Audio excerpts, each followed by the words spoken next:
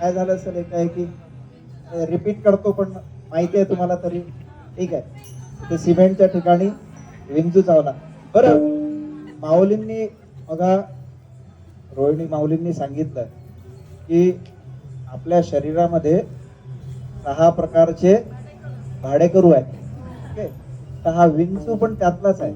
ठीक आहे, हा भाडेकरू आहे, हा आपल्याला चावलेला आहे.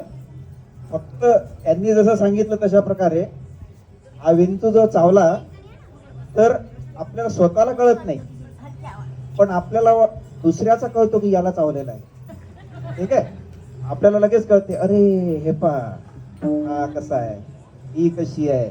ठीक आहे, तर दुसऱ्याचा कळलेला असतो. कोणता विंचू आहे हा? काम क्रोध विंचू चावला, तम घाम अंगासी आला, अन त्याने माझा प्राण चालिला.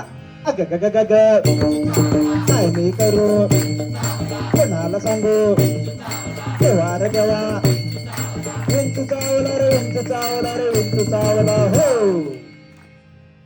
आता हा विंचू पावण्याच्या स्वरूपात आपल्याला चावलेला आहे, पण कोणता विंचू? हा विंचू आपल्या सगळ्यांजवळ आहे, दिसत नाही. आपण मी जसं सांगितलं की दुसऱ्याला चावला हे कळते, पण स्वतःला चावला हे कळत नाही, कारण तो आपल्या जवळच आहे. कोण आहे तो? मनुष्य इंगळी अति दारुण, मजनांगा मारिल तिनं, न सर्वांगी वेदना जाण त्या इंगळीची. अग ग ग ग ग, काय मी करू, कोणाला सांग, देवा रे देवा, विंचू चावला रे, विंचू चावला रे, विंचू चावला हो. ठीक आहे, काही गोष्टी मी परत रिपीट करतो कारण त्या मिस झाल्या.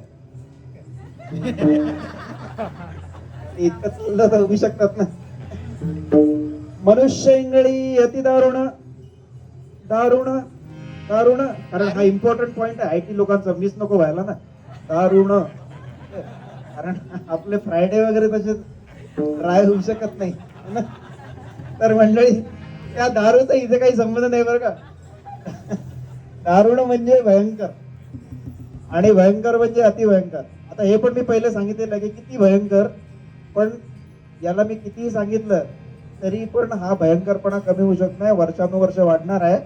भयंकर म्हणजे आपल्या बायकोचा आईचा वाढदिवस एका दिवशी आल्यावर माणसाची जी परिस्थिती होते ना, तेवढं भयंकर. ठीक आहे, आणि माझी स्वतःची परिस्थिती आहे.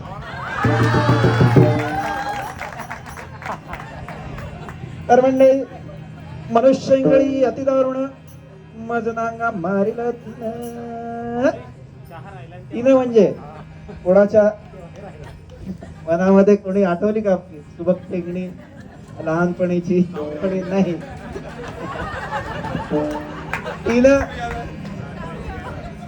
तिनं म्हणजे ती कोणी नाही, तिनं म्हणजे त्या इंगळीनं. इंगळी म्हणजे, इंगळी म्हणजे मोठा विंचू. मोठा म्हणजे खूप मोठा. पुष्कळ लोकांनी विंचूच नसेल पाहिला, त्यामुळे इंगळी माहित नाही. तर इंगळी म्हणजे मोठा विंचू. मी त्याची उपमा अशी देतो की पहिलेच माफी मागतो, ज्याच्या प्री वेडिंगला 1500 करोड खर्च होऊ शकतात, तो जेवढा मोठा आहे ना तेवढा मोठा विंचू. तर मंडळी, मनुष्य इंगळी अति दारुण, मजनांगा मारिल तिनं, अन सर्वांगी वेदना जाण त्या इंगळीची. अग ग ग ग ग, काय मी करू, कोणाला सांगू, देवा रे देवा, विंचू चावला रे, विंचू चावला रे, विंचू चावला. विंचू चावला तर त्याला काही उताराही असायला पाहिजे. ठीक आहे, नॉर्मली आपण जो उतारा घेतो, लिंबू पाणी किंवा सकाळी सकाळी थोडीशी अजून ऍडिशनल, तसा नाही. उतारा म्हणजे या विंचवाला उतारा, तमोगुण मागे सारा. तमोगुण म्हणजे काय? तमोगुण म्हणजे गर्वाने जर आपल्या छातीचा फुगा फुगला असेल तर थोडी हवा काढायची. गर्वाने छातीचा फुगा कसा फुगतो? बऱ्याच गोष्टी आहेत. जसं माझ्याकडे मोठी गाडी, माझ्या घरावर माडी, कोणती माऊली म्हणू शकते? माझ्याकडे सगळ्यात भारी साडी, किंवा असं मी सगळ्यात सुंदर, मी सगळ्यात हुशार, ठीक आहे, मुलांचा गर्व असू शकतो, दुसऱ्या कशाचा गर्व असू शकतो. तर हा गर्व होऊ द्यायचा नाही. हा तमोगुण मागे सारायचा. काय करायचं, आपल्या छातीचा जो फुगा फुगला असेल त्याला थोडी टाचणी लावून हवा कमी करायची, ठीक आहे. तर या विंचवाला उतारा, तमोगुण मागे सारा, आणि सत्वगुण लावा अंगारा, आणि विंचू इंगळी उतरे जरा जरा. काय मी करू कोणाला सांगू, वार देवा, विंचू चावला रे, विंचू चावला रे, विंचू चावला हो. तर अशा प्रकारे एकनाथ माऊली म्हणतात की सत्वाचा तुम्ही उकारा घ्यायचा, गर्वाचं घर आपलं खाली करायचं. तर आपण या वारीमध्ये आलेलो आहे.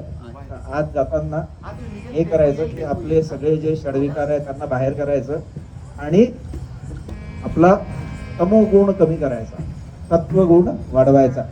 तेच माऊलींनी प्रवचनामध्ये कीर्तनामध्ये पण सांगितलेलं आहे. हेच एकनाथ माऊली पण सांगतात. एकनाथ माऊली शेवटी काय म्हणतात, सत्व उतारा घेऊन अवघा सारिला तमोगुण, अन किंचित राहिली पुण पुण, शांत केली जनार्दने बोला पुंडली कवरदे. श्री ज्ञानदेव पंढरीनाथ महाराज की, माऊली ज्ञानेश्वर महाराज की, तुकाराम महाराज की. धन्यवाद.